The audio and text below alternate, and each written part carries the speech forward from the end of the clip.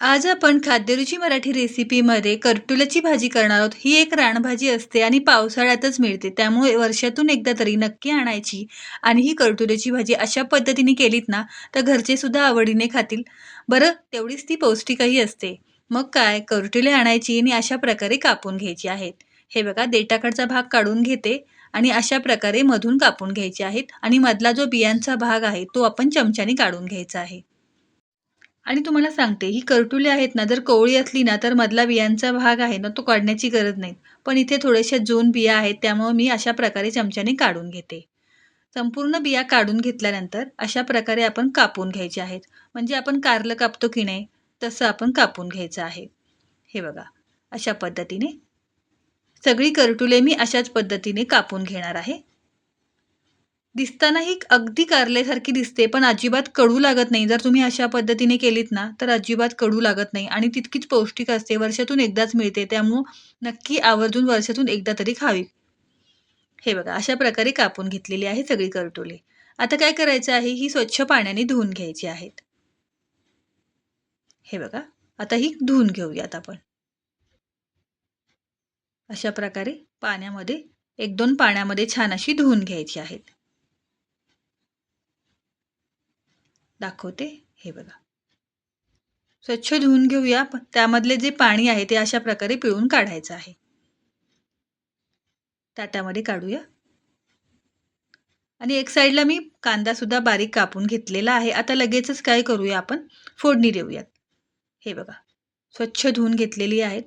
फोडणीसाठी कढईमध्ये तेल घालायचं आहे. जास्त तेल लागत नाही या भाजीला. त्यामध्ये जिरं घालायचं आहे. जिरं छान फुललं की बारीक चिरलेला कांदा घालायचा आहे. कांदासुद्धा छान असा परतून घ्यायचा आहे. त्यानंतर त्यामध्ये आपण बारीक चिरलेली हिरवी मिरची घालूया. आता हिरवी मिरची घालून सुद्धा ही भाजी छान होते. जर तुम्ही हिरवी मिरची खात नसाल किंवा तुम्हाला आवडत नसेल, तर लाल तिखट घातलत ना, तरीसुद्धा छान लागते. पण मला शक्यतो हिरव्या भाज्यांमध्ये हिरवी मिरचीच आवडते, त्यामुळे इथे मी हिरवी मिरची घातलेली आहे. कांदा मिरची छान परतल्यानंतर त्यामध्ये हळद घालायचं आहे, चवीपुरतं मीठ घालायचं आहे आणि हिंग घालायचं आहे. हिंग मात्र आवर्जून घालावा.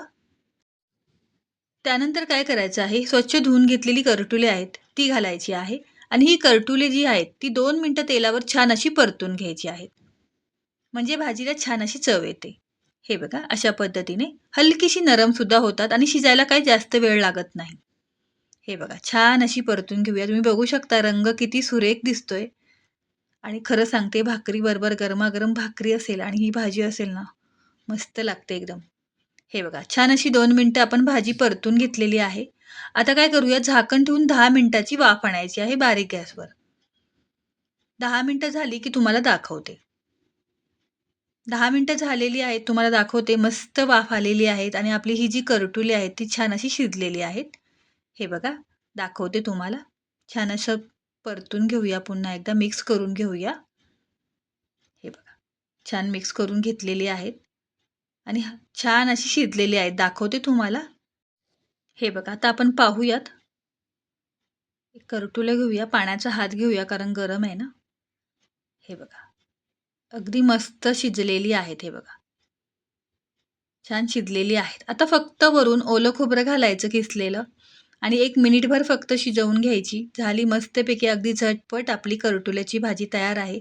टिफिनसाठी एकदम मस्त रेसिपी आहे आणि श्रावण महिना आहे त्यामुळं आवर्जून ही भाजी करा. बऱ्याचदा प्रश्न पडतो, की काहीतरी वेगळी भाजी करूया. तर ही भाजी नक्की करा. घरातल्यांना सगळ्यांना खूप खूप आवडेल आणि रानभाजी आहे तितकीच पौष्टिक आहे. चला तर मग अशाच साध्या सोप्या आणि पारंपरिक रेसिपीसाठी खाद्यरुची मराठी रेसिपीला जर सबस्क्राईब केलं नसेल तर नक्की करा आणि माझे शॉर्ट व्हिडिओ तुम्हाला जास्त आवडतात की लाँग व्हिडिओ आवडतात नक्की कमेंट्स करून सांगा. पुन्हा भेटूया. धन्यवाद.